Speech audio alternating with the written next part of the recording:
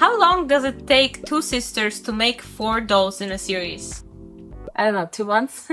Sounds like a setup to a bad joke, but it takes us 2 years to finish a series. But we did a lot of other projects in that time. That's true. And we're finally doing the last one in the Bratz series, Jade. Can you guess the vibe? Not from me, but...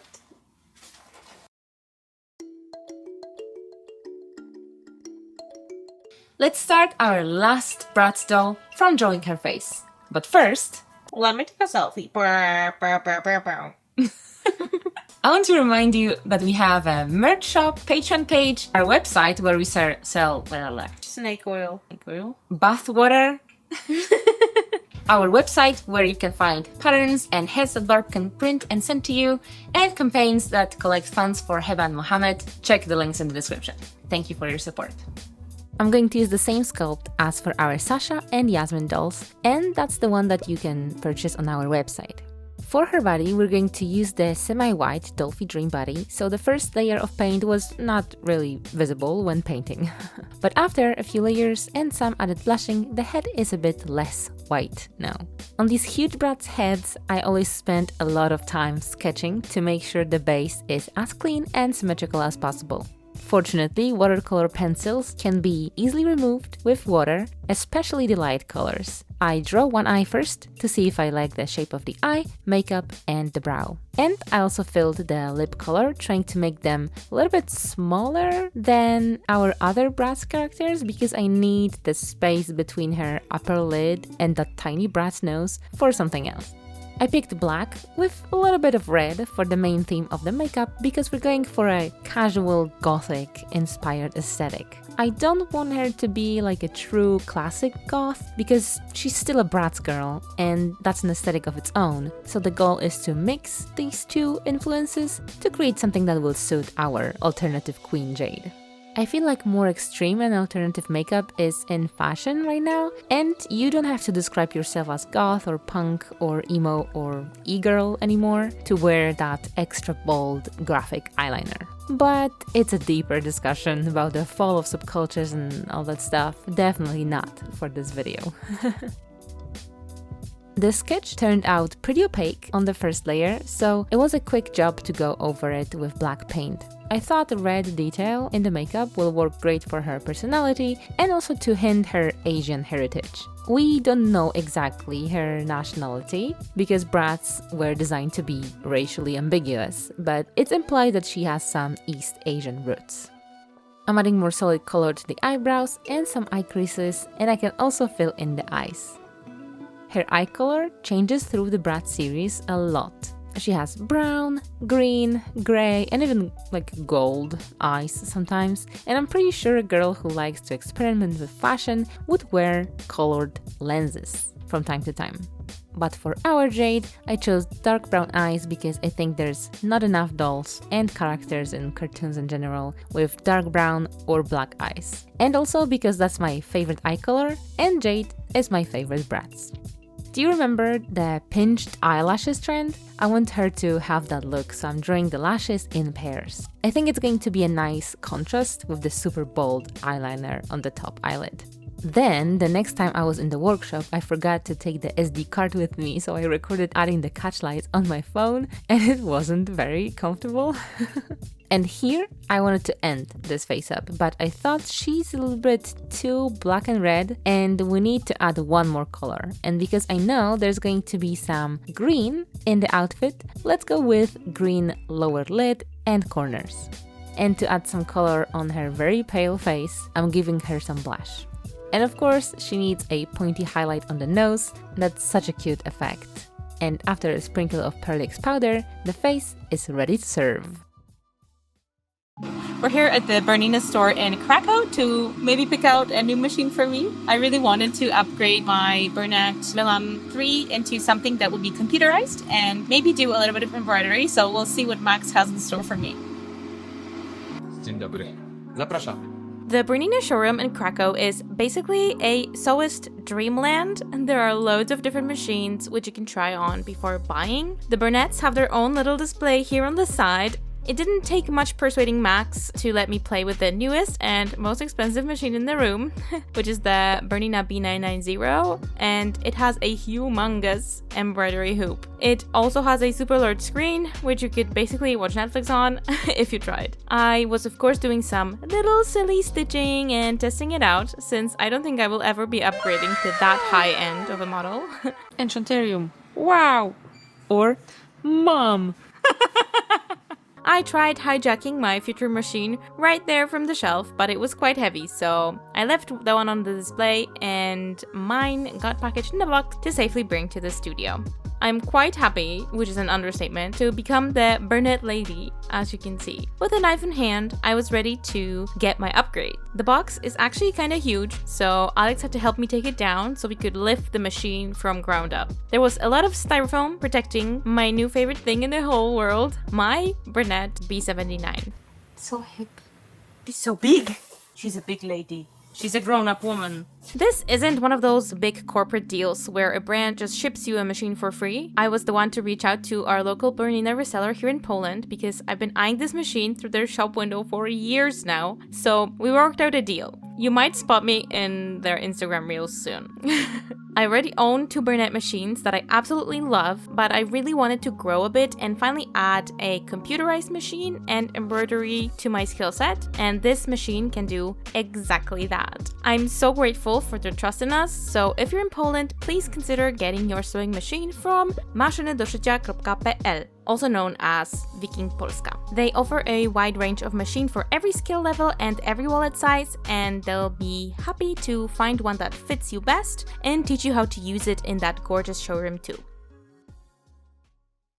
I'm gonna start with a sewing only project so you can get used to sewing on a computerized machine. The whole look will be a bit print on print, and with printed things, it's best that the cut is simple. So we're making a bandana top. Alex prepared this graphic for me, which I cut out in 2 parts, because the first time round it got kinda messed up, and I ironed it onto some red cotton fabric. The rest is pretty simple. I sewed in the darts, the side panels, and added the lining, since red is a pretty risky color. With a bit of Velcro, which bamboozled me into thinking that I put it on incorrectly, the first piece of this fashion puzzle is finished. No, I'm not stupid. I did it right. And if you want to make your own, it's up on Enchanterium.com. Now, I think I'm ready to tackle the embroidery function of the machine. So let's try and set it up. This is the embroidery module, and I didn't read the instructions yet, so I don't know how to put it on. Step 1. Take off the accessory box. Step 2. Spin. Step 3. Embroidery module activated. Now it's extra long. The initial setup of the embroidery was not hard at all, and as every YouTube person with no self-respect, I decided to embroider subscribe to test out the machine functions. I have absolutely no idea what I'm doing, but the blinking button calls for pressing, so hopefully I said everything right. Okay.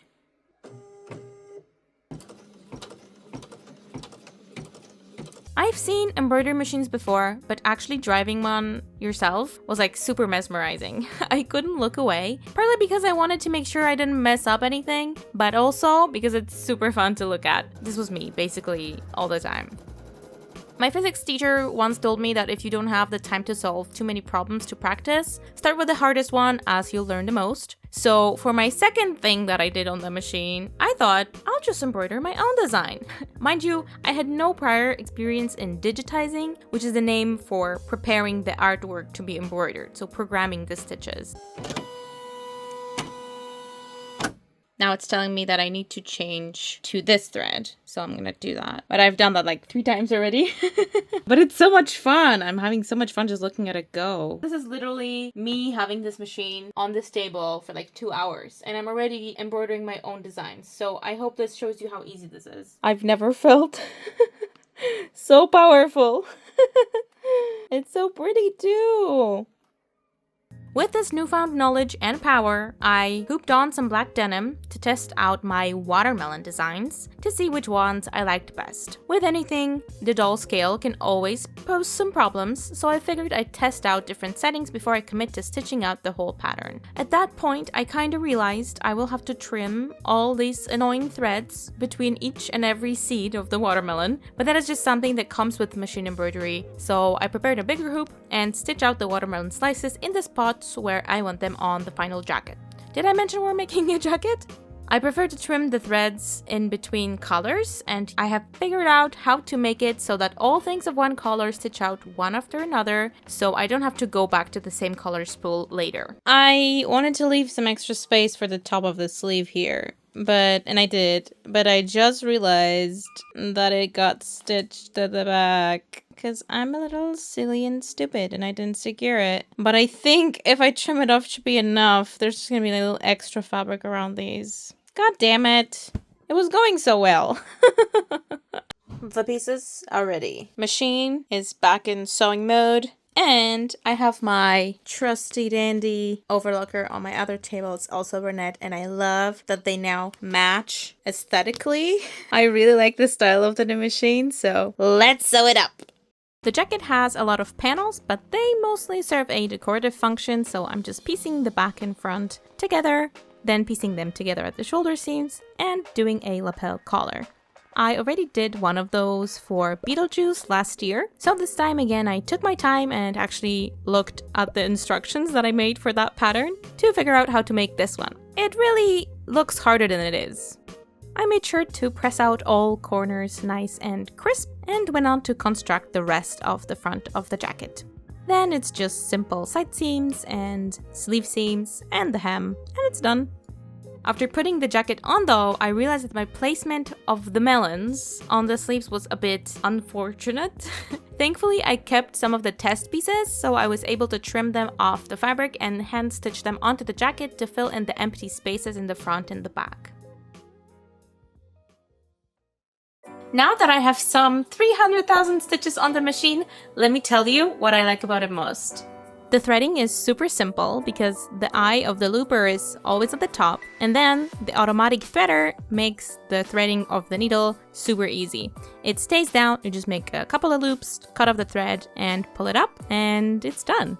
A top-loading bobbin is also a new thing for me, and I really like that you can see the amount of thread that you have left, and that I don't have to take off the accessory box to switch out the color every time. I also really like the sound that it makes when it stitches. Since the machine is computerized, the presser foot is also controlled electronically, which lets me lower it by just pressing the foot pedal, which kind of looks like magic. This lets me lower the presser foot while I'm using both of my hands to hold the piece I'm working on, which in doll scale is incredibly helpful. The start-stop button lets you sew hands-free, and there's also speed control, which is amazing because I don't like to sew fast, I'd rather sew accurately, so I usually have my slider somewhere in the middle, so even when I floor the foot pedal, it's not sewing too fast. And lastly, it's pretty customizable. You can of course change the background color of the screen, but you can also program actions that happen when you press the back of the foot pedal, which is incredibly useful, and I think everyone can find a setting for themselves. If you thought I was done with the embroidery module, I thought so too, but we changed the concept and we're making a satin skirt with a huge dragon embroidered on it. The inspiration actually came to Alex from her own pair of joggers. For this one, I actually purchased the embroidery file because no way I could design something like that yet.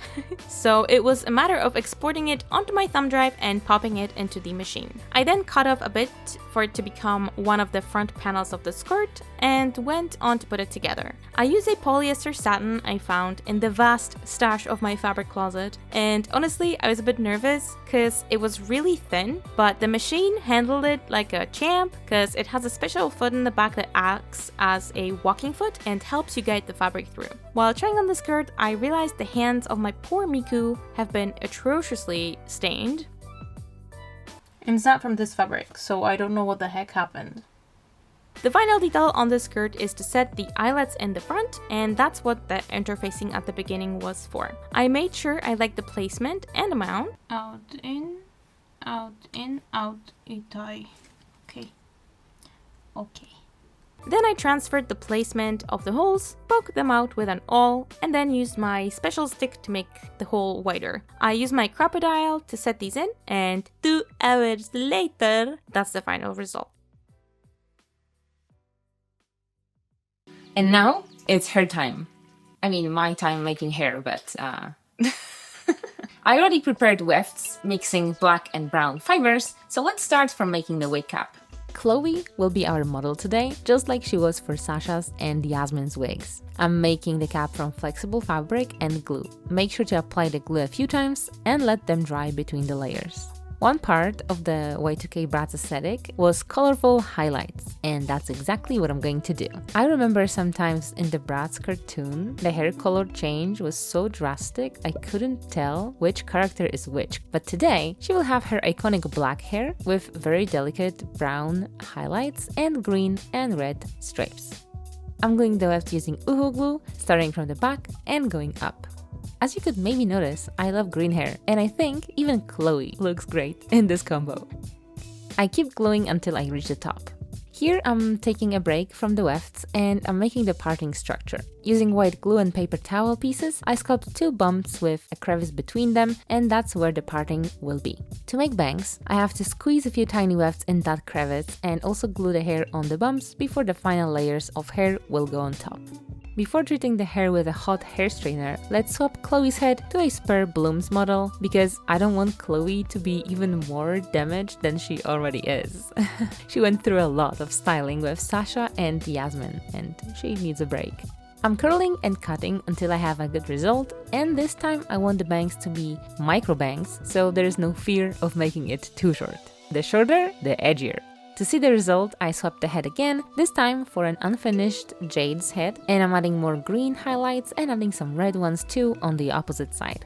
And the final thing, construction-wise, is to add the parting wefts. I curl them slightly first and push the glue part into the crevice, so the parting looks as natural as it can in this anime/cartoon style of wigs. I had to trim the hair here and there and also add a tiny bit of paint in the parting to hide some glue pieces that I couldn't get rid of, and the wig is ready. Maybe I'm biased because she's my favorite Bratz, I like alternative styles, and I love green, but she looks absolutely amazing. As a true alternative girl, she needs a lot of accessories, so let's make some. If our Yasmin has piercings, Jade has to have some too. I can imagine they did their first piercings to each other with a needle in a school bathroom in middle school, and now they know better and they go together to a professional piercing salon. I'm attaching metal jump rings and caviar beads to her ears using UV resin and curing it with a UV lamp.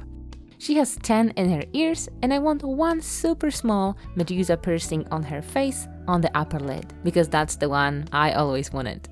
Living vicariously through my dolls.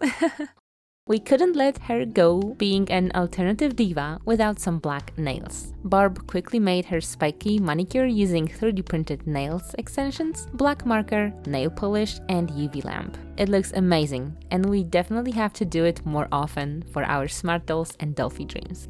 The watermelons give the jacket a playful look, but let's also add some edge to it with metal studs. By the way, the jacket is inspired by this jacket from the TV show, but we couldn't tell what the red and green things are, so we chose watermelons. And I'm pretty sure at this point we all know what a watermelon symbol stands for. Next thing to decorate are the shoes, and while doing that, let's thank our wonderful patrons. For which I whipped out the embroidery module again and embroidered their names in golden thread, our lost sisters, Stephanie Deer, Adia Bear, Barb from the Future, and Red X. Our cousin patrons have been stitched out using the built-in font stitch, and they are Hilary Solomon, Megan Pierce, Asha Hasuna, Zari, Nailini, Reese's Cup, Candy Guts, Willa Vanilla, Hope Zed, North Soul, Laurenth, Sofa Cushion, Angel Silver Rose, Vibrant Sprite, Malachite, Alienite, Whimsy, Whitetails, Hannah, Kitokato, Krista Hopper, Doll Dragon, Eden Cassidy, Leon Joslings, DM Bakayoro Onna Smith, Melissa Navoa, Rinth, Fan of TA, Ashley, Mikey Lemon, Andrea Select Arcane, Brielle T, The Barbie Witch, Stephanie, Karaho, Jane Beck, Caraboo, Ninja Star Dezino, Dream Up, and last but not least, Catherine Nodden. Thanks, guys! This body is from our Hatsune Miku doll, and she has some yellow stains on her thighs that we can't get rid of, so I'm going to cover it with something. I chose a black ribbon and a black chain, sew it together and voila, no more visible stain. There is this viral skeleton bag in the 3D printing community, and Barb put it together to match the doll scale, printed it, took off all the supports, there was a lot of supports, and I think she's pretty happy how it turned out. I'm painting it with brown and red paints to make the details more visible and put something inside so it doesn't look so empty. And with this detail, she's ready.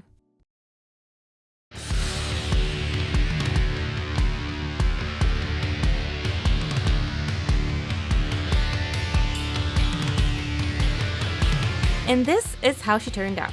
Jade from Bratz, our moody, artsy, gothic queen, and the perfect finale to this series. I love how she looks at you without a speck of self-doubt, but also not too judgy about you too, if you know what I mean. A girl's girl. A true girl's girl. Her outfit was such a fun challenge. The mix of shiny and matte fabrics and the little prints, details, embroidery, and layered textures I think really brought out her personality. I know some of you will ask about Megan, but we don't consider her the original lineup. She's like Roxy in Winx Club and Brittany in Totally Spies. For now, we're ready to move on to some new ideas and different projects, so if there's a character that's not Megan you'd love us to make us next, let us know in the comments. And finally, a huge thank you to Bernina Poland for supporting this project, also known as maszyny.pl, also known as Wiking Polska. This machine made every stitch smoother and every detail sharper, and honestly, I couldn't have imagined a better partner for this final doll in this series and our channel in general. And let me tell you, I'm not obligated to do this, but I already have ideas, so you'll probably see the embroidery module again very soon. Big thanks to you for watching this video. Make sure to follow us on Instagram for some sneak peeks and subscribe for future videos. Have an enchanted day, and we will see you for Halloween. Bye! Cześć! Yo, yo, yo. Siemka. Serwus, Eluwina. Yo, yo, yo, yo, yo, yo, yo.